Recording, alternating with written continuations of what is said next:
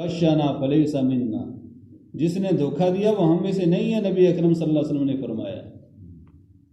دکان کے اوپر تو موٹا سارا کر کے لکھا ہوتی ہے یہ حدیث، لیکن کام وہ اپنا کر رہا ہوتا ہے اندر۔ ہاں، جس نے کسی کے ساتھ دھوکہ کیا وہ ہم میں سے نہیں ہے۔ صحابہ کرام نے عرض کیا اللہ کے رسول مسلمان بزدل ہو سکتا ہے؟ فرمایا ہاں ہو سکتا ہے۔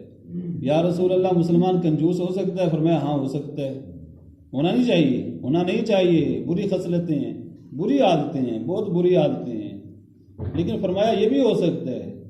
عرض کیا یا رسول اللہ مسلمان جھوٹا ہو سکتا ہے؟ فرمایا مسلمان جھوٹا نہیں ہو سکتا۔ مسلمان ہو جھوٹ بولے، مسلمان کی شان پر ہی نہیں کہ جھوٹ بولے۔ 10 روپے کی چیز کو بیچنے کے لیے جھوٹ بولتا ہے۔ شیطان سے کسی نے پوچھا میں یا تیرے جیسا بننا چاہتا ہوں، اس نے کہا خیر تو ہے، کبھی زندگی میں نہیں، یہ تو کسی نے فرمائش کی نہیں میرے جیسا بننے کی۔ اس نے کہا نہیں میرا جی چاہتا ہے میں تیرے جیسا بن جاؤں، کیا کروں؟ اس نے کہا 2 کام کرنے شروع کر۔ اس نے کہا وہ کیا؟ اس نے کہا ایک نماز میں سستی کیا کر، نماز میں سستی، کبھی پڑھ لی کبھی نہ پڑھی، وہ سوئے ہوا ہے، سکون سے سویا ہوا ہے، اپنے رب کا بلاوا آیا اور یہ سکون سے میٹھی نیند سویا ہوا ہے، اس کو پرواہ ہی کوئی نہیں۔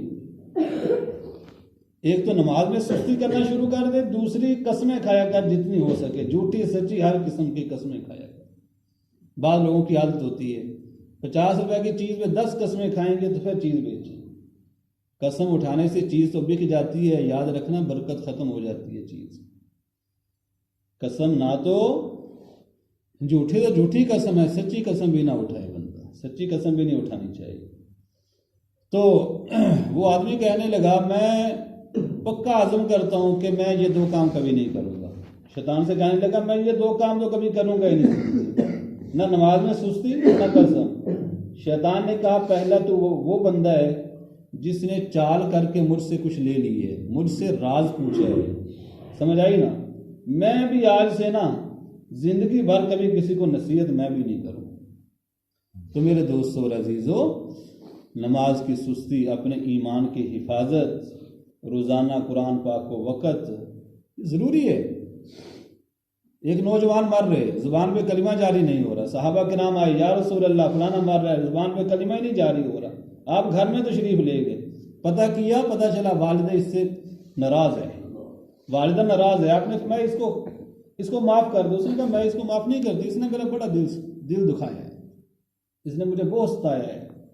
نبی اکرم صلی اللہ علیہ وسلم نے فرمایا اچھا پھر تو راضی ہے ہم تیرے بچے کو آگ جلا کے اس میں ڈال دیں؟ اس نے کہا نہیں میں معاف کر دیتی ہوں۔ جب اس نے یہ سنا اس نے کہا میں نے معاف کیا۔ اس نے جیسے ہی کہا میں نے معاف کیا، فوراً زبان پہ کلمہ جاری ہو گیا، ورنہ کلمہ نہیں، زبان پہ تالا لگ گیا موت کے وقت۔ گناہ ایسی چیز ہے کہ موت کے وقت کلمہ جاری نہیں ہوتا، زبان پہ تالا لگ جاتا ہے۔ ایک بندہ مر رہا تھا، لوگوں نے کہا کلمہ پڑھو، اس نے کہا مجھ سے نہیں پڑھا جا رہا۔ اس نے کہا کیوں؟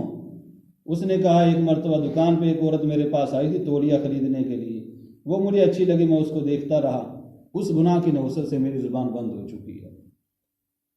کبھی بھی اللہ کی نافرمانی نہ کرو، کبھی بھی نہ کرو، کسی حال میں بھی نہ کرو، اللہ سے ڈرنا چاہیے۔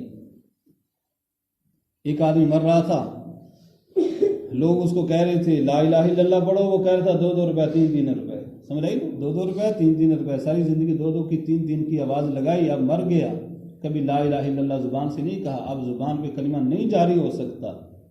جس چیز کی محنت کرو گے وہی ہوگا موت کے وقت، وہی ملے گا قبر کے اندر۔ یہ نہیں ہو سکتا کہ لگائی گندم ہے امید کرو چنے کی، یہ نہیں ہو سکتا، یاد رکھنا۔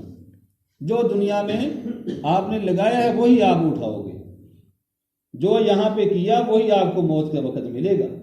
اچھا کیا تو اچھا ملے گا، برا کیا ہے تو اچھا نہیں مل سکتا، قبر میں اچھا نہیں مل سکتا، وہی ملے گا۔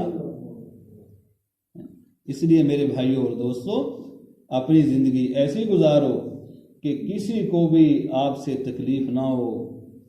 پورے قرآن پاک کا خلاصہ، اللہ کو راضی کرو عبادت کر کے، نبی اکرم صلی اللہ علیہ وسلم کو راضی کرو ان کی اطاعت کر کے۔ ایک ایک کام میں اپنے نبی کا طریقہ دیکھنا چاہیے، میرے نبی کا طریقہ کیا ہے۔ میں گھر میں داخل ہونے لگا ہوں، میں ایسے تو نہیں داخل ہو رہا جیسے جانور داخل ہوتے ہیں۔ مسجد میں داخل ہوئے، حضرت سفیان ثوری رحمۃ اللہ علیہ کا نام سفیان تھا، سفیان، سور کہتے ہیں بیل کو، مسجد میں داخل ہوئے، بائیں بایاں پاؤں رکھ بیٹھے، مسجد میں داخل